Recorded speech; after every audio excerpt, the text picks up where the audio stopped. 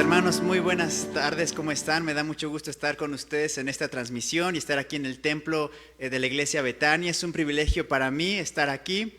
Y bueno, como bien lo ha dicho mi amigo Eleazar, no vengo solo, estamos muy emocionados porque es la primera vez que me invitan a predicar, pero ahora casado. Le doy gracias a Dios por la vida de mi esposa que está aquí conmigo también y me acompaña en este momento. Gracias, Fer, por estar aquí. Mis hermanos, ¿qué les parece si hacemos una oración para pedir a Dios que nos bendiga? Mientras tanto, le pido que tenga en su mente Santiago capítulo 4. Vamos a orar, mis hermanos. Te damos muchas gracias, Padre, por la oportunidad que nos das de cada domingo estar ante tu presencia. El domingo es el mejor día de la semana. 7 días trabajamos, a veces hay angustia, a veces hay preocupación, también a veces hay descanso. Pero este día, Señor, es cuando venimos a entregarte nuestro corazón, venimos a llenarnos de ti, a aprender de tu palabra. Por eso te suplico que no haya ningún impedimento, que el internet pueda correr bien y que en las casas, Señor, haya esa disposición adecuada para escuchar tu palabra. Bendícenos, Señor, que tu Espíritu Santo nos hable en esta tarde. En el nombre de tu Hijo Cristo Jesús, amén. Hermanos, les voy a pedir, como les comenté, que busquemos Santiago capítulo 4 y vamos a leer el versículo 10, hermanos. Santiago capítulo 4, versículo 10, y yo espero que desde su casa lo pueda usted memorizar conmigo si es que no se lo sabe, y los que estamos aquí también les voy a pedir que lo podamos memorizar. Yo espero que de todo lo que hoy vamos a hablar, el versículo 10 del capítulo 4 quede bien grabado en sus corazones. Dice Santiago capítulo 4, versículo 10, humíllense delante del Señor y Él los exaltará. Discúlpenme, mis hermanos, estoy leyendo en Nueva Versión Internacional. Dice la palabra del Señor así: humíllense delante del Señor y Él los exaltará. Ojalá que ahí en la casa usted también lo pueda estar repitiendo conmigo. Vamos a decirlo una vez más y también los que estamos aquí vamos a decirlo fuerte. Dice la palabra del Señor, Santiago 4:10, humíllense delante del Señor y Él los exaltará. ¡Qué bendición, mi hermano! ¡Qué bendición! Mi hermano, ¿cómo va? ¿Vamos bien? Fíjese que es bien importante poder memorizar para poder comprender esta expresión, mi hermano. Y sabe, yo creo que esta expresión de Santiago 4:10 es la conclusión a un tema muy importante que Santiago comienza a desarrollar, mi hermano. ¿Y sabe por qué lo hace? Para revelar, descubrir el comportamiento de la iglesia. Y vaya que este asunto, mi hermano, del versículo 10 es muy complicado y muy difícil de tratar, porque al hablar de humildad, usted no me va a dejar mentir que todos nos consideramos humildes. Cuando se trata de humildad, todos nos consideramos humildes. Como diría mi papá, todos parecemos blancas palomitas. Aquí nadie rompe ni un plato. Y este versículo, mi hermano, como le comento, que nos acabamos de memorizar, donde el arrepentimiento está incluido en estas líneas del versículo 10. Y note, mi hermano, que es una orden. No es si usted quiere, no es si se le apetece, es una orden directa que debe partir su vida en dos. Notemos nuevamente el versículo 10. Humíllense. No da pie a una sugerencia o a una posibilidad. Es una orden directa que el Señor hoy nos hace. Humíllense delante del Señor. Por lo tanto, estudiaremos los versículos del 1 al 12 para poder comprender por qué el apóstol Pablo expresó esta tajante ordenanza. Santiago, no fue el apóstol Pablo, fue Santiago quien expresó esta tajante orden dependiendo del comportamiento que la iglesia estaba teniendo. Acompáñame al versículo 1. Notemos cómo comienza con una pregunta. ¿De dónde surgen las guerras y los conflictos entre ustedes? ¿Puede notarlo? No es precisamente de las pasiones que luchan dentro de ustedes mismos. Mi hermano, considero que esta pregunta establece, de hecho, la primera pregunta del versículo 1 establece que la iglesia estaba en puros pleitos, mi hermano. La iglesia la estaba pasando mal. Entre ellos había muchos problemas. Y no solamente menciona problemas, los menciona como guerras. La iglesia estaba atravesando por guerras, conflictos muy fuertes. Por eso esta pregunta es muy directa. Y saben, yo considero que los lectores al recibir la carta lo que hicieron fue agachar la cabeza. Definitivamente, es una pregunta muy, muy directa.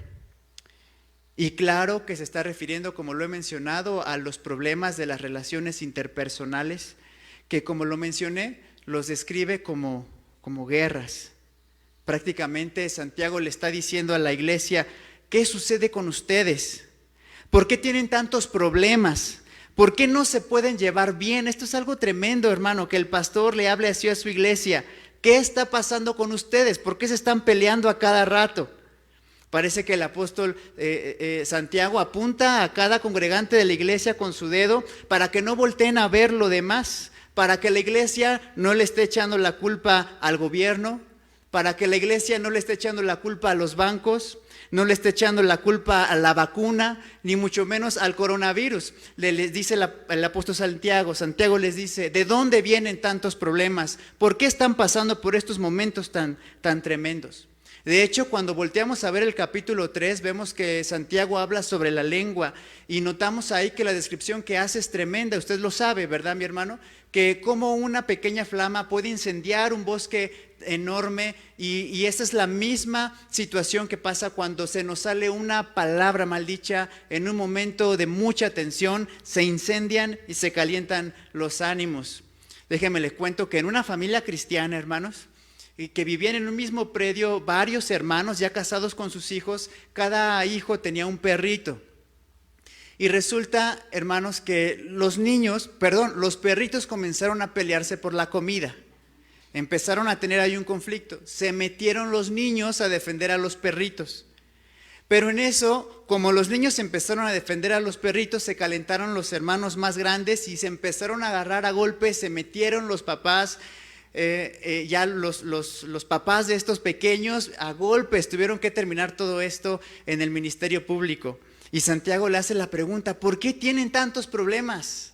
¿De dónde surgen tantos problemas? Mi hermano, ¿usted habrá vivido alguna situación similar donde por una pelea de perros por la comida hayan terminado en una situación tan tremenda?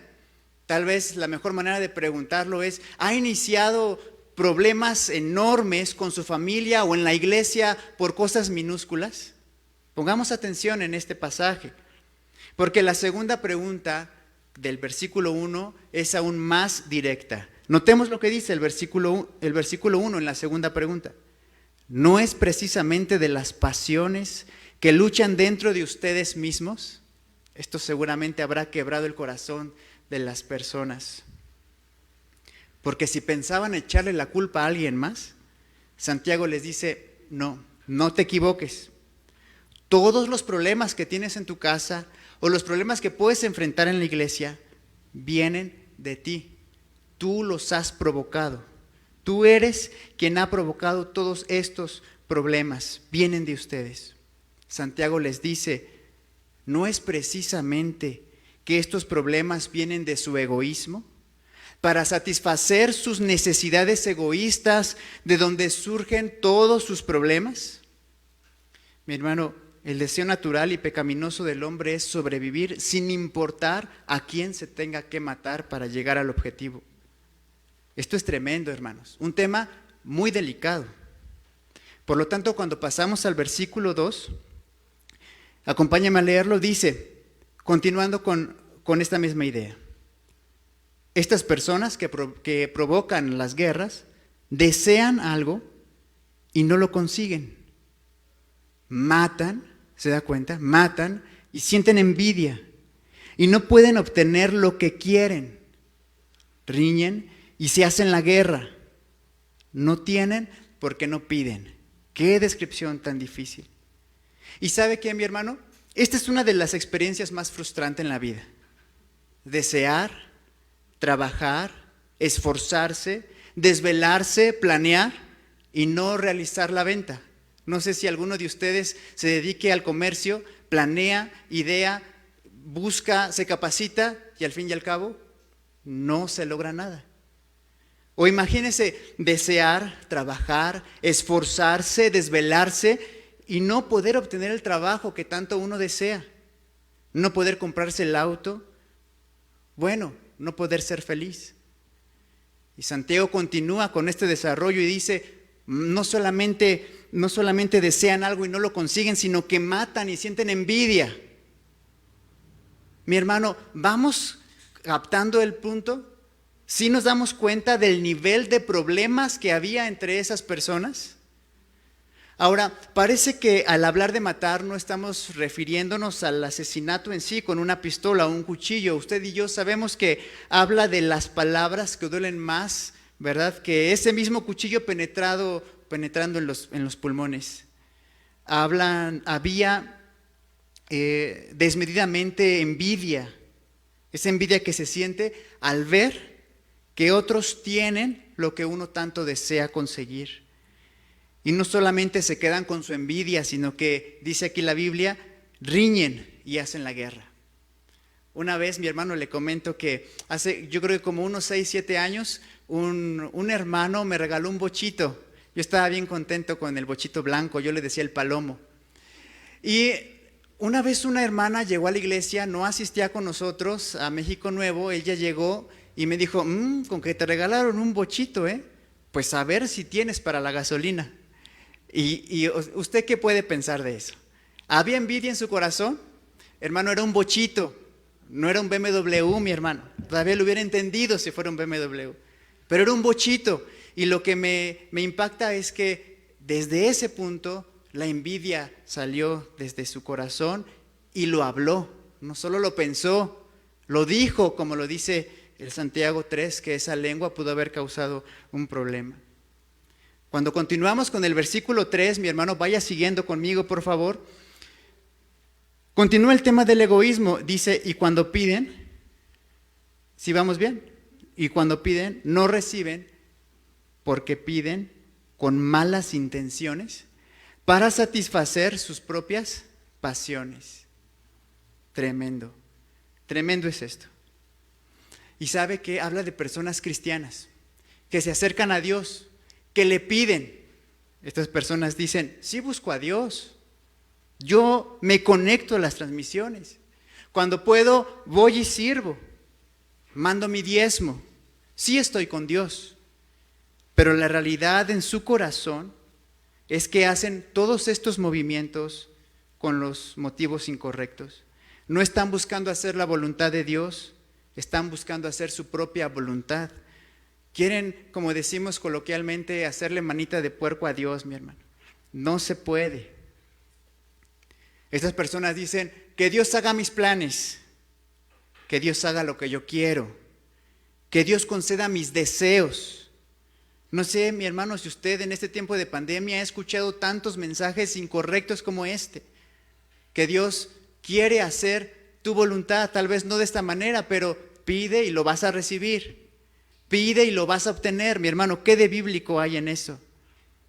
Pero la gente egoísta lanza esas oraciones. Dame más para presumir más. Dame más para dejar callado a ese hermano que siempre, siempre me deja callado a mí.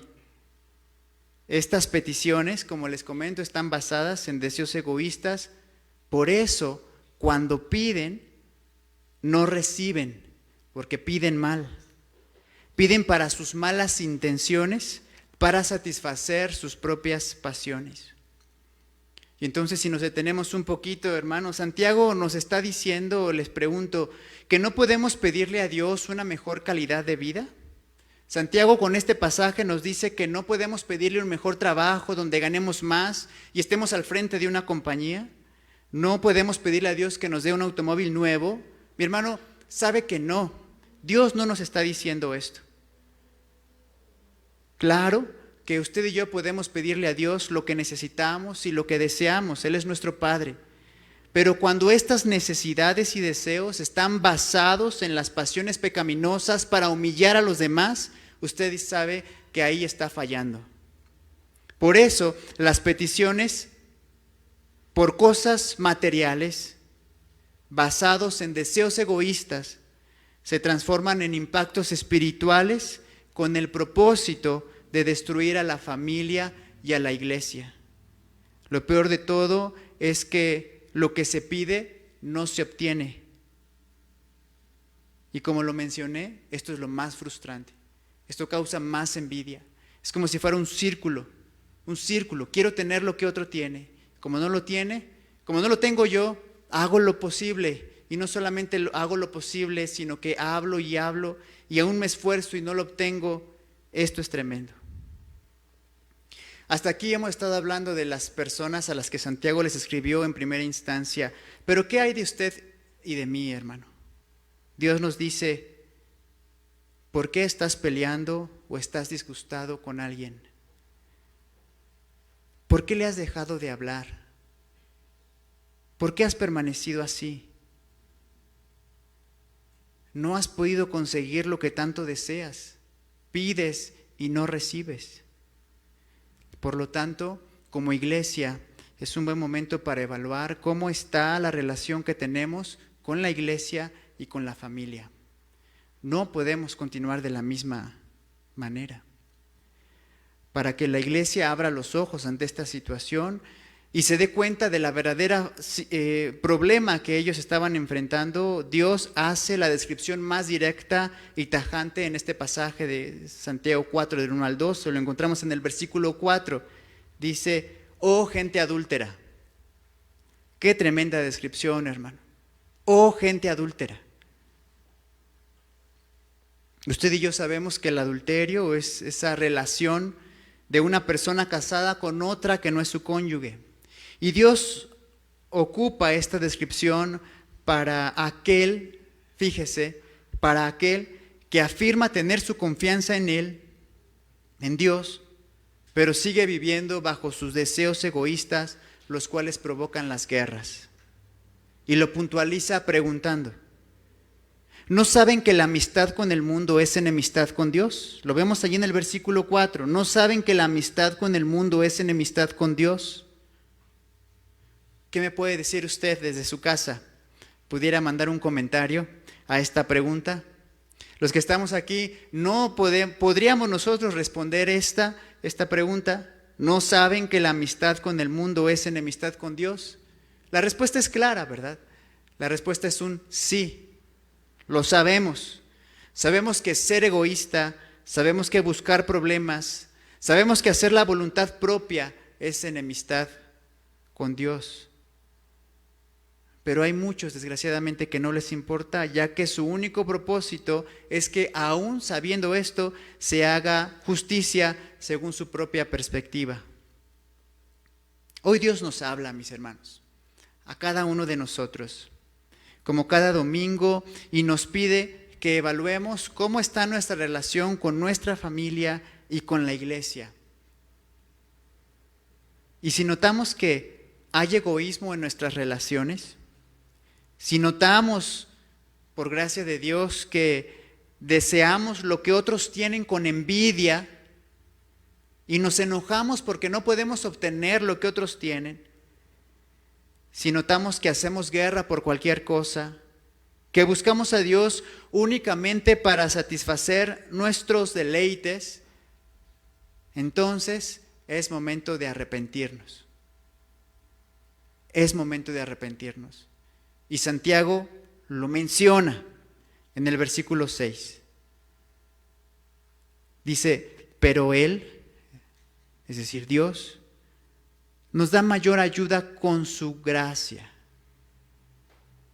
Primero establece la situación de la iglesia y les dice, han actuado mal, se han dejado llevar por sus pasiones. Pero Dios nos da mayor ayuda con su gracia. Continuamos leyendo, dice, por eso dice la Escritura, Dios se opone a los orgullosos, pero da gracia a los humildes. Habla de un arrepentimiento total. Qué difícil es, mi hermano, aunque usted no haya tenido la culpa, ir con esa persona y decirle, ¿sabes qué? La Biblia dice que ¿de dónde salen las guerras? Salen de ti y de mí. Pero Dios nos da mayor ayuda con su gracia. Es decir, me he arrepentido de mi comportamiento y quiero iniciar nuevamente la relación contigo. Qué tremendo, qué tremendo. Alguna vez allí en Huehuetoca, hermanos, bajo la lona que nosotros ponemos para reunirnos, aunque también estamos así virtualmente, le predicamos a un hombre con su familia que él tuvo muchos problemas. De hecho, él se dedicaba a hacer cosas malas. Y se convirtió, Dios tocó su corazón, lo empezamos a discipular, él empezó a asistir a la iglesia con nosotros de una manera muy, muy ferviente, se bautizó. Al mismo tiempo que discipulábamos a esta persona, por otro lado conocimos a otro hombre, un hombre soltero, que también se dedicaba a hacer lo malo, lo discipulamos, estuvimos con él bastante tiempo y resulta que al encontrarse en la iglesia sucedió algo sorprendente. Se levantó este hermano de su silla después de terminar el culto y yo vi de lejos cómo fue con él, lo levantó de la silla, lo abrazó y se estuvieron unos minutos abrazados. Resulta que este primer hombre al que le predicamos primero, que tomó la iniciativa para buscar al otro, lo había golpeado, lo había dejado muy mal, casi en el hospital. Dios tocó su corazón en ese momento, se acercó, no pensó, jamás pensó que se lo volvería a encontrar. Dios tocó su corazón, se levantó y le pidió perdón por haberlo lacerado de esa manera. Hubo una reconciliación muy bonita entre ellos dos, nadie más supo, pero ahí es donde el poder de Dios se hace fuerte. Y es lo que la iglesia necesita, hermanos, es lo que la iglesia necesita. Continuando leyendo, dice, Dios se opone a los orgullosos, dice el versículo 6, pero da gracia a los humildes. Da gracia a los humildes. Notemos esta fuerte descripción. Muchos tratan de venir a la iglesia, tratan de hacer las cosas buenas, tratan de hacer cosas cristianas, pretenden relacionarse con Dios, pero no lo pueden hacer, hermanos. Ni siquiera se relacionan con la gente y mucho menos se relacionan con Dios. ¿Cuántas veces hemos escuchado que te perdone Dios? ¿No lo han escuchado así? Que te perdone Dios. O yo ya te perdoné, pero no quiero saber más de ti. Mi hermano, a ese tipo de personas Dios las tiene de lejos. Dice la Biblia que en el versículo 6 que se opone, los detiene. Los detiene. Entonces, qué tremenda situación, porque no pueden estar bien con la gente, tampoco pueden estar bien con Dios, pero pretenden estar bien con Dios. Eso es un engaño del diablo, hermano, un engaño satánico. De hecho, lo vemos en los versículos siguientes, dice el versículo 7, así que sométanse a Dios. Dice, aquel que quiera arreglar las cosas con su hermano, sométase a Dios y resistan al diablo. Definitivamente en todos los pleitos que puede haber en la casa, en la familia, en la iglesia, el diablo está ahí metido. Usted sabe que quiere destruir a la iglesia más en tiempos de pandemia. Más en estos tiempos, mi hermano, que es difícil no ver la iglesia llena. Por eso dice la Biblia que da gracia a los humildes. Dios da gracia a los humildes. Notemos que habla en plural para referirse a todas las personas, a todos, mi hermano. Esto nos incluye a todos. Cuando Dios está oponiéndose a los orgullosos, no está de acuerdo con su actuar y por tanto no hay bendición alguna. Mis hermanas, mis hermanos, ¿cuántas iglesias se han separado por pleitos tan minúsculos? De hecho, yo ayer hablaba con una persona y me decía que la iglesia donde se reúnen sus papás se dividió precisamente porque el pastor falleció por COVID al inicio de la pandemia. No se pusieron de acuerdo en a quién elegir como su pastor. Esto trajo consecuencias tremendas, porque las nuevas generaciones no querían sujetarse a la vieja escuela, como decimos. Y la vieja escuela, los hermanos grandes, los que tienen la madurez para dirigir la iglesia, no querían escuchar a las nuevas generaciones. ¿Y sabe qué? Se separó. Los grandes y los jóvenes. Ahí estuvo el diablo metido, hermano. Definitivamente. Definitivamente. ¿Cuántas familias se han separado por lo mismo? No quieren volver a saber de los otros. Cada quien dice que está bien y cada quien busca a Dios en su templo al que se fueron, porque también hemos sabido que asisten aquí a una misma congregación y salen a diferentes. Y tratan de buscar a Dios, tratan de hacer la voluntad de Dios, pero no pueden ver a su hermano. Ahí el diablo está metido. El título de este tiempo, no lo dije al principio, discúlpeme, yo espero que usted ya lo haya deducido. El poder de la humildad se encuentra precisamente ahí, hermano. En humillarse ante Dios para que nuestras manos estén limpias y nuestro corazón también lo esté. Dice el versículo 8, fíjense mi hermano, voy a tratar de leerlo con la entonación o con la pasión con la que Santiago escribió. Dice, acércanse a Dios y Él se acercará a ustedes, pecadores, límpiense las manos, reconozcan sus miserias. Ustedes los inconstantes, purifiquen su corazón, reconozcan sus miserias, lloren y lamentense, que su risa se convertirá en llanto y su alegría en tristeza. Notamos esta desesperación de Santiago para que la iglesia permanezca firme en tiempos difíciles, en tiempos complicados, mis hermanos.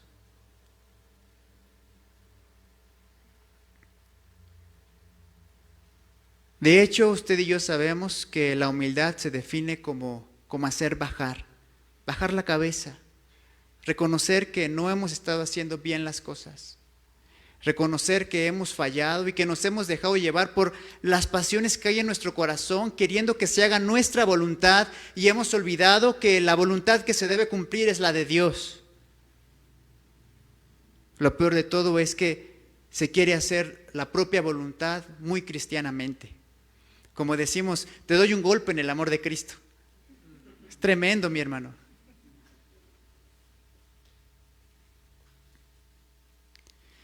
Cuando pasamos al versículo 10, el que nos memorizamos, humíllense delante del Señor y Él los exaltará. Dice el versículo 10, humíllense delante del Señor y Él los exaltará. Aquí está el poder de la humildad, mi hermano. Usted puede considerarse muy humilde. Usted puede considerarse la persona más pacífica, apacible, amable. Pero tan solo voltee a ver su familia y voltee a ver también su corazón. ¿Cómo se está usted relacionando? ¿Qué es lo que surge de su corazón? Mi hermano, de otra forma, mi hermano, viviendo en egoísmo,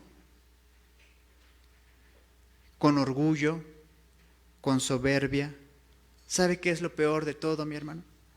No podrá disfrutar de la bendición de Dios. No puede, hermano, es imposible. No puede disfrutar del dinero que gana. Esto es tremendo. No poder disfrutar del dinero que uno obtiene como resultado del trabajo porque siente que se le va de las manos. ¿No se ha frustrado por eso? Me esforcé tanto, Señor, trabajé tanto y no me alcanza. No se puede disfrutar del tiempo de esparcimiento porque solo se está viendo lo que no tiene. Si tuviera una televisión más grande, si tuviera un carro mejor, podría viajar más. Algunos se atreven a decir, si tuviera otra esposa, viviría más feliz. No podrás disfrutar de la familia porque tu orgullo no lo va a permitir. Simplemente no se puede disfrutar de la bendición de Dios. Querido hermano, hoy Dios en esta tarde nos da la oportunidad de acercarnos a Él con humildad. A Él es a quien usted se debe acercar con humildad en primera instancia.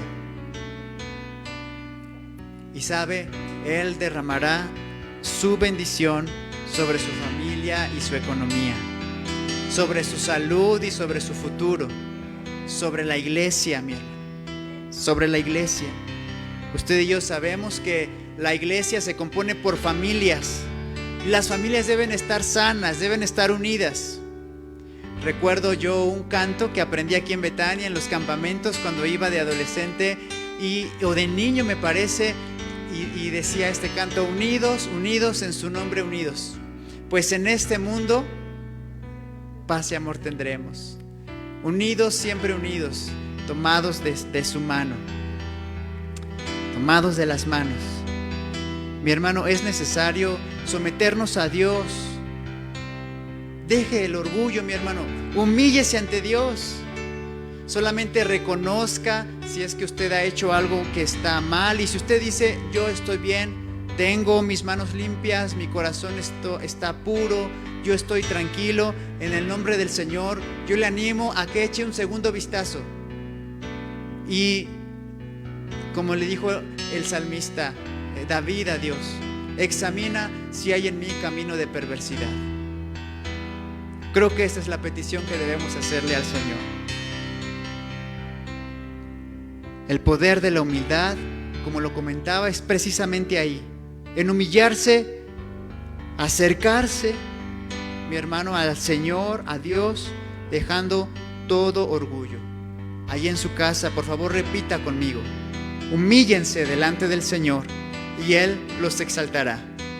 ¿Y sabe qué, mi hermano? Esta palabra exaltará no significa que lo va a poner arriba del que ahora usted quizá considera su enemigo.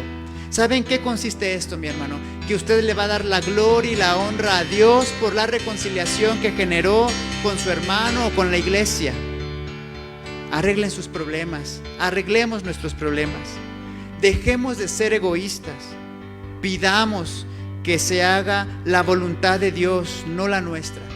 Y entonces, así como el maná descendía del cielo todos los días para que la gente pudiera comer, la bendición de Dios será derramada sobre su casa y sobre la iglesia, para que juntos podamos permanecer en estos momentos de pandemia, esperando juntos poder abrir esas puertas y alabar a Dios con todo nuestro corazón y darnos abrazos fuertes, esperando que llegue el siguiente domingo para seguir siendo iglesia, mis hermanos.